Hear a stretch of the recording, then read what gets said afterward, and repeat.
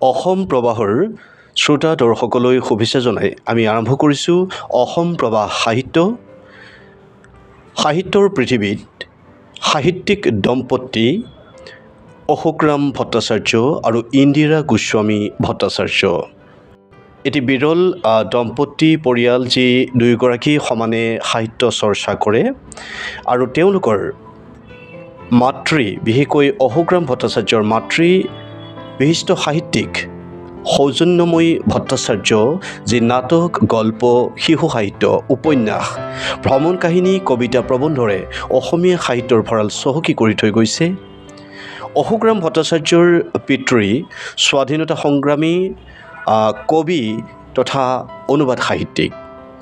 মাতৃ সৌজন্যময়ী ভট্টাচাৰ্যৰ পিতৃ কুমুদেশ্বৰ বৰঠাকুৰ অসমীয়া সাহিত্যৰ প্ৰথম ৰহস্য উপন্যাস গোলাই ছিৰিজৰ স্ৰষ্টা যিগৰাকী তেখেতে হৈছে কুমুদেশ্বৰ বৰঠাকুৰ আৰু তেখেতে মোৰ কথা শিৰোনামেৰে এখনি আত্মজীৱনীমূলক গ্ৰন্থ ৰচনা কৰি গৈছে। সপ্তসিন্ধু নামেৰে প্ৰবন্ধৰ সংকলন, কোঁৱৰ ভৰত নামেৰে এখনি গ্ৰন্থ আৰু সেই সময়ৰ জনপ্ৰিয় এখনি গ্ৰন্থ ঝান্সীৰ ৰাণী লক্ষ্মীবাই, এই গ্ৰন্থখনিও কুমুদেশ্বৰ বৰঠাকুৰে ৰচনা কৰি গৈছে। অশোকৰাম ভট্টাচাৰ্যৰ জ্যেষ্ঠ ভগ্নী মৃদুলা ভট্ট শৰ্মা, তেখেতে কবিতা, শিশু সাহিত্য, গল্পৰে অসমীয়া সাহিত্যৰ ভঁৰাল চহকী কৰিছে। আন এগৰাকী জ্যেষ্ঠ ভগ্নী মঞ্জুলা ভট্ট শৰ্মায়ো শিশু সাহিত্য, অনুদিত শিশু সাহিত্য আৰু গল্পৰ চৰ্চা কৰি আছে। ভাতৃ আলোকৰাম ভট্টাচাৰ্য নাট্যকাৰ, এগৰাকী বিশিষ্ট নাট্যকাৰ। আমি, অভয়াৰণ্য, নেগেৰা, ভণ্টিৰ হাঁহি ইত্যাদি তেখেতৰ নাটক। আন এগৰাকী মামাক ধীৰেন্দ্ৰ কুমাৰ বৰঠাকুৰ, তেখেতে ঝান্সীৰ ৰাণী লক্ষ্মীবাইৰ জীৱনৰ আধাৰত অসমীয়াত লিখা উপন্যাস বাই চাহেবা, যিখনৰ নাট্যৰূপ দিছিল ৰাম কুমাৰ ভট্টাচাৰ্যই। সৰু পেহীয়েক তথা অসম সাহিত্য সভাৰ প্ৰাক্তন সভাপতি সাহিত্যাচাৰ্য যজ্ঞেশ্বৰ শৰ্মাৰ সহধৰ্মিনী ব্ৰজবালা দেৱীয়ে গাৰ্হস্থ্য ধৰ্মৰ ওপৰত লিখা মূল্যৱান গ্ৰন্থ পাৰিজাত ৰচনা কৰিছিল। বৌৱেক মামণি শৰ্মা ভট্টাচাৰ্য এগৰাকী অনাতাঁৰ শিল্পী আৰু কবি। খুৰাকৰ ল'ৰা নুপুৰ মোমাইদেউ অসমীয়া সাহিত্যৰ এগৰাকী জনপ্ৰিয় শিশু সাহিত্যিক নুপুৰ মোমাইদেউ তথা ত্ৰৈলোক্য ভট্টাচাৰ্য, শিশু সাহিত্যিক কাৰুণ্য ভট্টাচাৰ্য আৰু আন এগৰাকী ভনী লাৱণ্য ভট্টাচাৰ্যও সাহিত্য চৰ্চা কৰি আছে।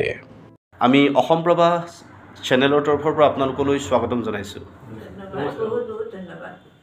চমুকৈ আপোনালোকৰ পৰা এটি কবিতা শুনিম এতিয়া। নাম ইন্দিৰা গোস্বামী ভট্টাচাৰ্য। মই এটি কবিতা পাঠ কৰিবলৈ লৈছোঁ। কবিতাটোৰ নাম হ'ল শিল আৰু নদী। শিলে নদীক কয়, শুনা সখী, তোমাৰে মোৰে আছে এটি পুৰাতন সম্বন্ধ অনন্তকালৰ। ৰুদ্ৰমূৰ্তি ধৰি যেতিয়া ধৰালৈ বেগেৰে বোৱা জলপ্ৰপাত হৈ হিয়াখন ভাঙি ছাৰখাৰ হৈ অৱক্ষয় ঘটায়, আকৌ খিলখিলাই হাঁহি কুলু কুলু শব্দৰে জুলুকি হৈ কৰা পুলকিত, ভৈয়ামেদি গংগাৰ পানী হৈ পবিত্ৰ কৰা, তোমাতেই মানৱ সভ্যতাৰ সৃষ্টি, ময়ো ভাস্কৰ্যৰ দৃষ্টি। তুমি জানানে, ময়ে মানৱ সভ্যতাৰ আদিলিপি, খ্ৰীষ্টপূৰ্বতেই খোদিত হয় আখৰ বুকুত, ইলৰা অজন্তা আদিত মোৰেই ভাস্কৰ্য। তুমি আৰু মই শত শতিকাৰ লগৰী, মানুহে পাহৰিলৈ ইতিহাসে নাপাহৰে কদাপি। ধন্যবাদ। মোৰ নাম অশোকৰাম ভট্টাচাৰ্য। সাহিত্য চৰ্চা কৰি আছোঁ। আজি মই অসম প্ৰবাহ ডিজিটেলক মই শুভেচ্ছা জনাইছোঁ। আমাৰ সাহিত্যক আগবঢ়াই লৈ যাওক। মই পাঠ কৰিব খোজা কবিতাটিৰ নাম হ'ল সৎগতি। এই কবিতাটি মোৰ প্ৰথম কবিতা সংকলন কম্পিত চৰাচৰ বুলি যিখন আছিলে তাৰে এটি কবিতা মই পাঠ কৰি দিছোঁ। কবিতাটিৰ নাম হ'ল সৎগতি।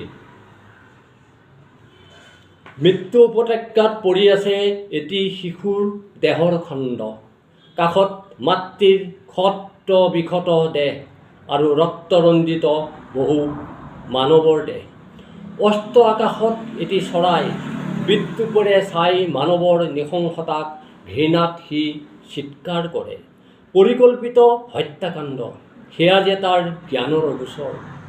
লঠঙা গছজোপাত সি পৰি ৰ'ল মৃতদেহকেইটাৰ ৰখীয়া হৈ। কিজানি ঘূৰি আহে দুনাই জীৱন। হত্যাকাৰীৰ ওচৰলৈ নোযোৱাৰ বাবে সি হ'ল প্ৰতিজ্ঞাবদ্ধ। সান্নিধ্যত কুলুষিত হোৱাৰ ভয় সি আজি বাহলৈ নগ'ল। আজি সি উৰে নিশা কানিব, উদ্দিষ্টক মিনতি কৰিব মানৱৰ শুভবুদ্ধিৰ বাবে, ঘাতক আৰু বলিৰ সদ্গতিৰ বাবে। Fine dine hotel the taste of Assam. অসমীয়া খাদ্য সম্ভাৰ মাছ, মাংস, পৰঠা, পুৰি, ৰুটি, চাইনিজ খাদ্যৰ লগতে ফাষ্ট ফুড আদিৰ নিৰ্ভৰযোগ্য প্ৰতিষ্ঠান ফাইন ডাইন হোটেল। পৰিষ্কাৰ পৰিচ্ছন্নতাৰ সৈতে আমাৰ সেৱা গ্ৰহণ কৰক। আপোনাৰ সন্তুষ্টিয়েই আমাৰ সন্তুষ্টি। ফাইন ডাইন, মৰিগাঁও চিণ্ডিকেটৰ কাষত, নগাঁও, অসম।